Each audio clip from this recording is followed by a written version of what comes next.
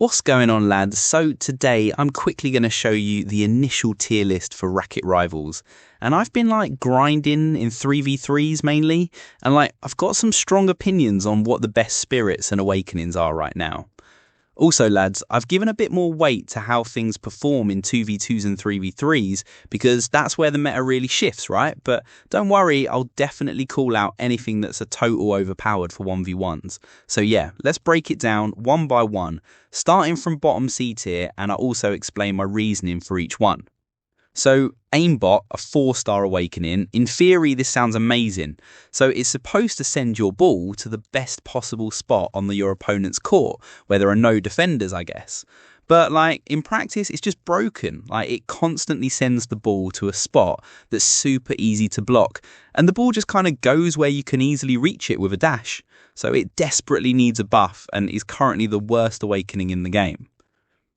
Gojin is a 3-star spirit, and this one's Void Run, right? You go invisible and run faster for a few seconds, and it's not terrible, but in 3v3s, it's just a glorified speed boost, nothing crazy.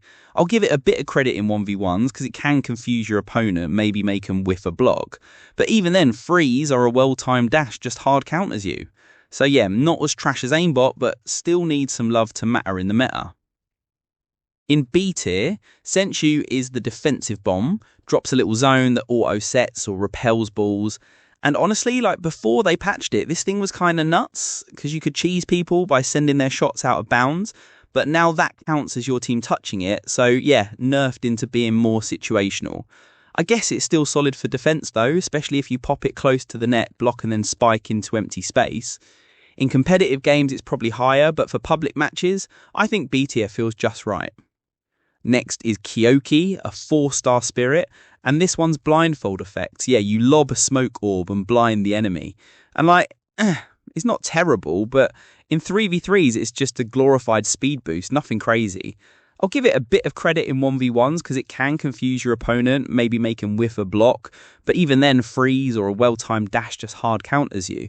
So yeah, not as trash as Aimbot, but still needs some love to matter in the meta. Then we had Curve Shot, a 4-star awakening, and yeah, it used to catch people off guard, but now people are used to it.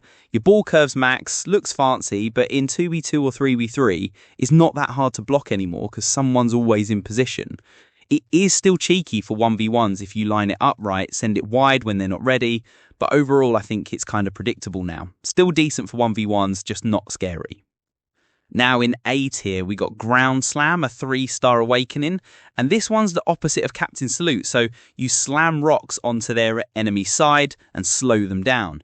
And yeah, it's good, makes it harder for them to chase shots, but it's not free value like Salute, you've got to time it. If you or your team smash the ball away from where the enemies are standing, then you drop the slam and suddenly it's impossible to reach. In 1v1s, this is actually really solid because there's nowhere to hide, but in team games, it's more situational. Hinari is a 4-star spirit, and Overheat is honestly filthy in 1v1s. It sets the ball on fire, enemy literally can't hit it unless they set first. If their set's on cooldown, you get 3 points. In 2v2s and 3v3s, it's still useful, but obviously coordinated teams usually have a spare set ready. But in public lobbies though, forget about it. This thing is S tier because randoms don't react properly. But against skilled players, it drops down, but I guess it's still one of the most dangerous tools if you know when to pop it. Gozo, a 5-star spirit, and Time Control slows everything down for a bit, and it's not freeze levels of busted, but it's still strong. You get more time to position, set up your block, or line up a smash. It doesn't break the game, but gives you just enough edge to matter. It's simply reliable, flexible, just not quite the king of the court. Last we have is Wall Portals, a 5-star awakening, and honestly this one's underrated. People meme on it, but honestly if you actually learn the angles, it's disgusting. You can smack the ball low into a wall and it pops out somewhere awkward on their side. If you time it right when the ball's nearly on the ground, it's basically unreturnable. The problem is it takes practice, so most people don't bother. It has got high skill ceiling though, definitely not as bad as the haters say. And lads, finally in S tier we have Gomu, a spirit. Its freeze is just broken. Ball stops dead wherever it is, no questions asked. You can save your team from an impossible block or just use it offensively to throw off the timing and then smash it back at them. Honestly, it just feels unfair sometimes. Only downside is if you spam it recklessly, you'll waste it, but if you time it right, it's game-changing. It is the best spirit, period. Then we have Captain Salute, a 3-star awakening, and this one's just free value. Drop a flag, your whole team runs faster. Doesn't matter if it's 2v2 or 3v3, more bodies on your team equals more value. Everyone's suddenly reaching blocks they'd normally miss, counter-attacks are way quicker. Only thing is in 1v1s it's not a huge, but in team play, absolutely busted. You can just keep throwing it down over and over again. We also have Jin, a 5-star spirit, and Astral Set is kind of ridiculous. Pulls the ball straight to you no matter where it is and then sets it up. You can use it like freeze for defense, but it's also got offensive potential because you basically control the ball's flow. The only catch, random teammates, like if you pull the ball and they don't know what's happening, they'll whiff it and gift the point to the enemy, so it shines way more in an organised squad. Still is 100% one of the strongest spirits in the game. And that's it, lads. That's my Spirit and Awakening tier list for now.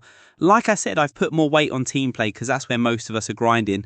Let me know if you reckon something should be higher or lower because, yeah, the meta's still fresh and this will probably shift with patches.